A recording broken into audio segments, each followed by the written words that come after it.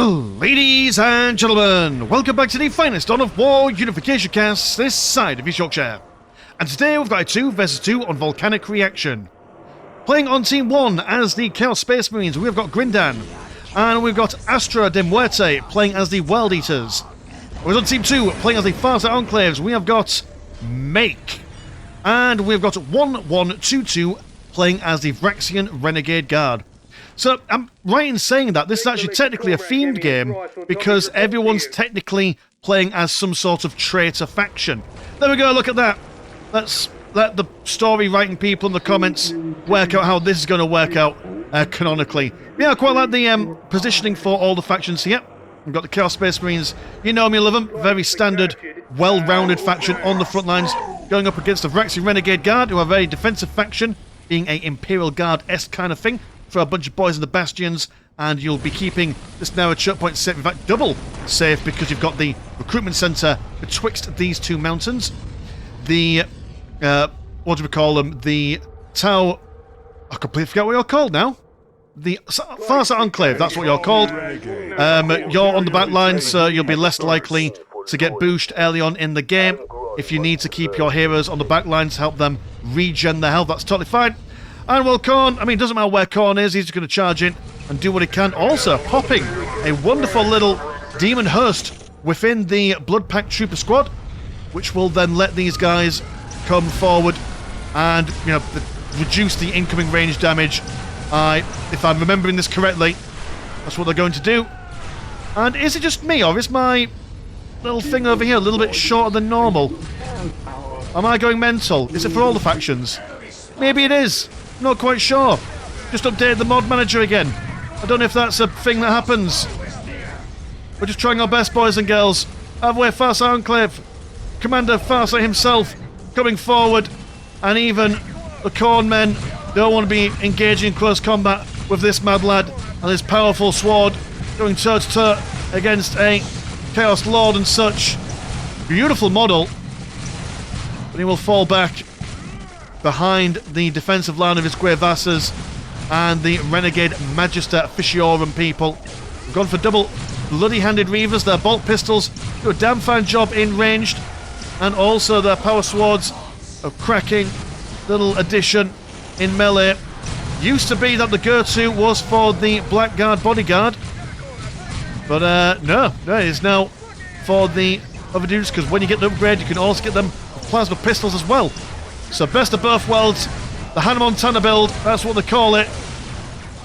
And Commander Farsight, always a risky man to go for in the early game for the Farsight Enclave, considering that you want to keep your heroes alive for as long as possible. And he tends to die. Oh dear, big blast from the Demon Hearst. And everyone seems to be surviving relatively well for now. Chaos Space Marines going for a wonderful Alfarius-esque colour scheme here.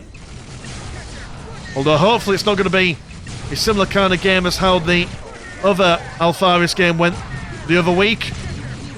I'll try my best to forget that game. But Pack Leader, dear oh dear, that's not the guy I wanted dead. He is now dead.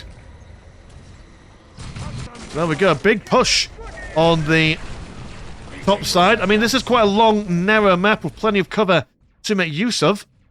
Blood Pack Warriors capturing these bits of bobs down here. So while Team 2 are making a big push on this side, map control is generally the same. Explosion from the Magister as well. Look at these guys out and about.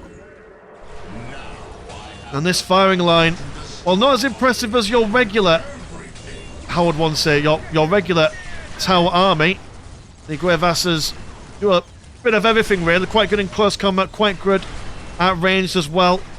Don't really scale all that well in the late game. I mean, granted they get the pulse rifles and their pulse carbines and such, but generally they're not the best boys for the late game. Also relatively expensive at 30 blue as opposed to the 20 blue that your regular guardsman is. Now we've got a sizable amount of Chaos Space Marines and plenty of Blood Pack Warriors. Everyone getting a little bit angry as they scare away that Magister. Might potentially be able to get a good flanking manoeuvre on these Grey Vassars, who have massively overstayed their welcome by the looks of things. Revolutionary Warriors also might go down. Remarkably fragile are those gas-masked chaps. Yeah, it's just a massive infantry. We love to see it. Beautiful pink hoods as well on the Blood Pack Warriors. There we go, sending them away. So you've got Grindan going for the more elite units. And the chaff. You don't really care, doesn't matter who dies, as long as someone dies and blood is spilt somewhere. After all, the World Eaters do gain a sizable economic boost when they've got chaps in close combat. I was thinking of Vaccine Recruitment Centre on this side as well, sir. Seems that 1122 is going primarily for a defensive play while taking up into Tier 2. Not sure if you're in Tier 2. Yep, you are in Tier 2 as well. How is the tech going for these guys? Not the moment for Grindan. And you take up the Blood Apothecary, which you've got down here. Okay. So there's multiple ways that these guys can play the game. World Eaters can take up into basically anything they fancy, really. They can go for demons, vehicles, infantry, a ranged play if they really fancy it. They've got Commander Arakon, or Arakon, however one wants to pronounce his name. Jumps into the big old blast, knocks everyone around, and then jumps straight back out. Effectively, a Farsight Enclave equivalent of a teabag. Lots of AoE knockback stuff on him to disrupt enemy firing lines, and this is just a bad job for the Forces of Chaos and the World Eaters. So push back, here comes a TY7 Devilfish. Not infiltrated, but can get bigger pods in the form of the smart missiles. But as it stands, map control is in favour for the southern team. They've got tranche. I mean, just look at this. It's like they're playing Emperor's Children, but more aggressive. There's no safe word when it comes to that unholy combination. Thermoplasma generator as well, so even though the northern team has got, I would say, the ranged advantage, lacking in the map control, they will soon struggle to keep up with their enemies when they fall behind on the econ. Devilfish in for the boys. Got a couple of heavy bolters to take care of the infantry, but now the infantry are snug inside of a tank. But that being said, universal amongst... Actually, no, I suppose no, you are nowhere near as fragile as your regular Devilfish troop carrier. You've almost got double the health if memory serves, so fair enough, maybe Farsight Enclave vehicles are a little bit tankier, so to speak. Well, coming in to smash up the transit turret, while the inverse going on the other side. Got to make sure they take care of this thermoplasma. Heavy investment. Don't want to lose that. The Vraxian militia squad, now actual proper equivalent of a fully qualified guardsman squad. Looking for a triple helping of grenade launchers to support the Guevasas. And it seems that Make over here is going for a lot of extra tanks. Let's have a quick look at the economies at the moment. 92 and 40 and 80 and 60, although that will fluctuate every now and then. Compared to 90 and 32, which will also fluctuate because they get their economies from their Orca transports when they've been deployed. And 80 and 30, so relatively even Stevens economically across the board. We've got the classic Chaos Rhino transport. Pop those guys in and basically do the same kind of shenanigans as the Devilfish is, although that being said, the Rhino will not be able to provide the same level of fire support that the Devilfish will. But barreling loads of heavy bolter rounds into the flanks, following up, they will be able to kill it, and then the Guevasas inside will be very susceptible to death and sadness. Vraxian militia heavy weapons teams though, able to fit into the Chimeras even more heavier firepower than the Chaos Rhino transport, or the boys inside of it at the very least. But less models, so maybe if they can get them just right, they can burst down the models quick, sharpish. Here they come, just going to use that light cover to their advantage, break down the Vraxian Recruitment Centre as quickly as humanly possible. Bloodpack Command Squad coming forward with a Core Knight Technomancer. which I do believe replaces the Demonhurst, depending on what tech path the Wild Eaters have gone for. So I imagine you've gone for a more vehicular, heavy composition. Great gate, because it's great, mate. And some Khorne-possessed Marines. So, I don't know. Vehicles with a focus on melee, I mean, that would make sense. There is a Christ heavy battlesuit flanked by a couple of devilfish. Jumps over the mountain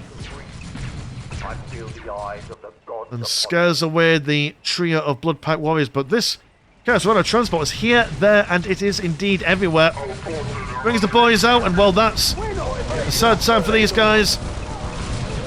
Saved slightly by the light cover, will avoid a squad wipe there. Paul's got a Hellton flying on in. Rhino is dead. Christ heavy battlesuit. That's the problem when you've got a singular model. Easy to focus fire.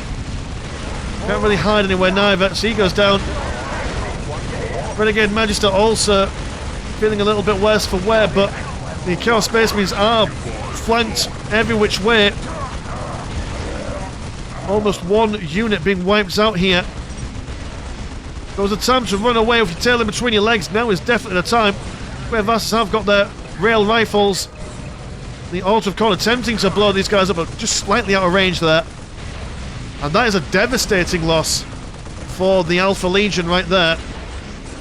2 fully upgraded squads and a Rhino. But was that all a ploy to open space for Havoc Marines and another Chaos Rhino? Maybe, baby. But there they are. Vos got a bit of a push in the form of this Hell Talon and a Cultist squad to cap any points necessary.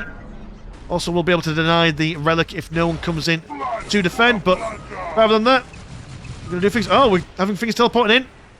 There we go. Double possessed squads.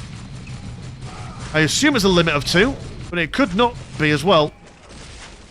One or the other. So plenty of very angry men. Even more angry than your usual angry man.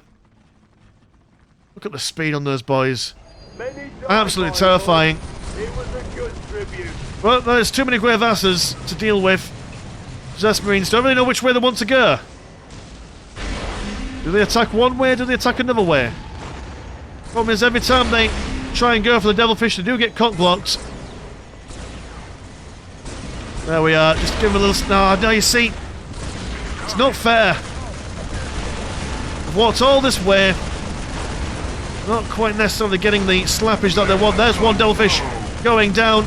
There's another one as well. This is plenty of fire and fury to bring down. There's a Dark Apostle as well. Going for a couple of extra Dark Disciples.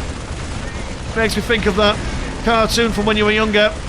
When you go down the dark stairs on a dark street. A dark room. Chasing away those Grey Vassars. Now might be able to punch their way through this Brexit recruitment centre with fire support from the Havoc Marines.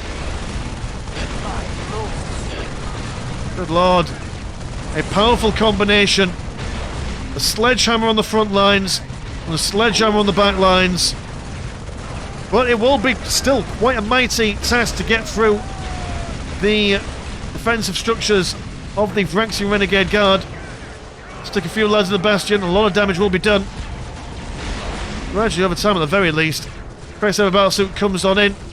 Where Vassars without their Devilfish troop carriers are massively exposed here.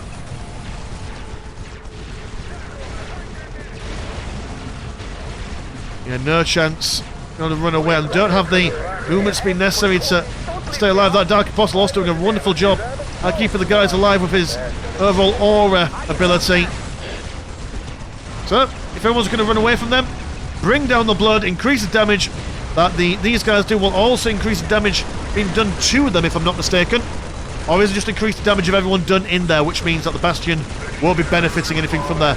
Either way, it's a hole of blood, it's a raining blood. Oh, it's a beautiful sight, depending on who you're vibing with. It's like that song by that band. That was the last song you played in Guitar Hero 3 or something. I think it was Guitar Hero 3. And now to match them, the Phyrexian Renegade Guard have gone for Mark of Khorne themselves. Not quite getting down that bastion, losing all their boys, sadly. That is a very expensive thing to lose, considering that they've not really gained much. They've still not even taken down this recruitment building neither, so actually the Renegade Guard coming out on top there. What are you guys doing on the back lines at the moment? You're just chilling out, minding your own business. Commander Shivastos with his big old gun on the sides, on his arms. I think you're the stealthy one, if I'm not mistaken. I could be wrong. You don't give me any info here. Guns are on there for more guns. Always good. It's like a little cargo loading bay down here. We've got double Vendetta gunships starting to open fire on Grindan's listening post. The Havoc Marines are going to go for a couple of las cannons. Currently at the moment, the Haltons I don't think really can contend with the heavy Vendetta gunships. Yeah, they're just really beefy aircraft, all things considered. There's the all-powerful Chaos Vindicator. Has been nerfed in recent patches, but ideal for annihilating groups of infantry, although does not like being on the receiving end of damage himself. Now got the Demon Gate, Master and Muerte, and the Great Gate. Yet to build up anything major, but there is potential. But quite a large Renegade force barreling on down. They've got the Ogrin Berserkers. They've got the Renegade Magister with 5 Bloody Hand Reavers. Seems that they are going to get some revenge in melee against these guys, but Triple Boys teleporting in more Corn Possessed Marines. Don't know if they've got the numbers to survive here. Foolhardy charge in potentially. They are reinforcing as quick as you like. There's a las cannon supporting fire, hopefully to take on the Vendetta heavy gunships and the Chaos Vindicator, blasting everyone out and about. Miner goes down. Devilfish coming in with the smart missile pods. Even get looking like it's making stuff, but not actually making stuff. And still one Vendetta heavy gunship out on the waves at the moment. Finland's gone for a blue horror squad, which is just a regular horror squad. Don't let they change in colour fool you. They are still the anti-vehicle unit that you know and love. And there's also another push going on down over here. Double Grey Vassars transported around by the Devilfish troop carriers. Or the TY7 Devilfish. Look, I'm going to call them troop carriers. They carry troops. Leave me alone. So the push intensifies. The Ogrins are inside the base. Yes, Vindicator attempting to send them back from whence they came. Got some Possessed Marines from Grindan as well. And a Chaos Sorcerer. Yeah, the fact that the World Eaters, very thematically mind you, very in character, lost a good chunk of their army while trying to take down the Bastion of all things. It's probably what has skewed things in favour of Team 2 here. That, oh my goodness, that is the most fabulous blood crush you've ever done, seen. I mean, only briefly, mind you, but beautiful pastel pinks and blues. That's where blood is, but they're unable to do anything as they're being punched in the face by Ogrins. That squad over here getting out some more pink and blue. And Grindan, the mighty base that was,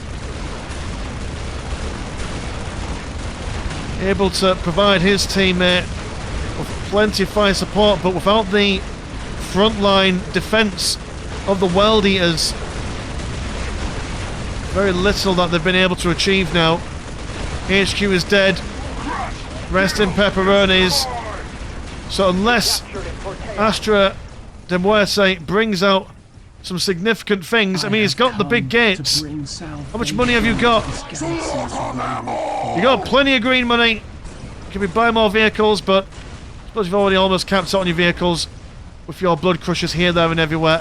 The enemy is separated quite a lot, though. If they're able to double down on something, maybe annihilate one section of the army, they might be able to come back from this.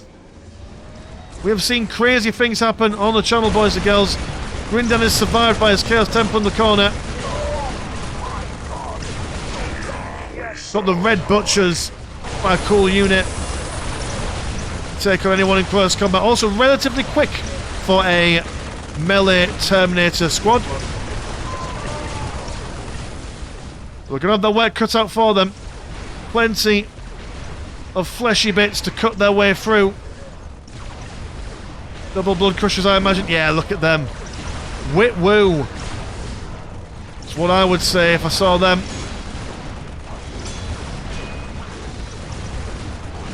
Fast attack rate.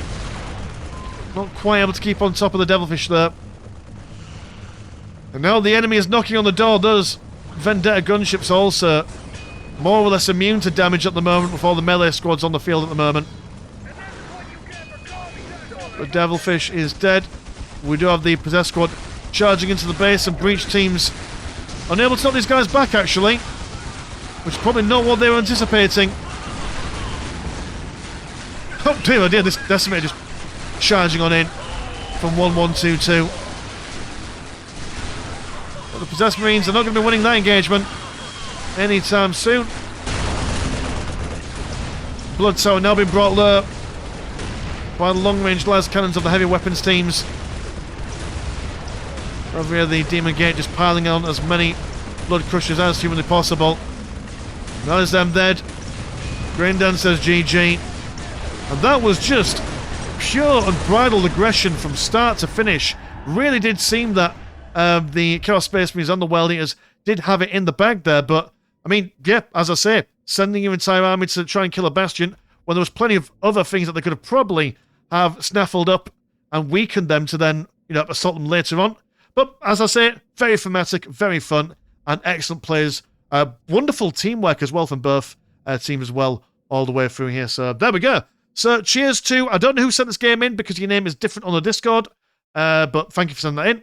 And if you want to support the channel, have a look at the old Patreon. £1 a month gets you once a game a week, and there's also a Discord where Discord things happen. Links in the description as always. Man's been Mr. Landshark, pleasure's always never short. Now, see you in a bit. Peace.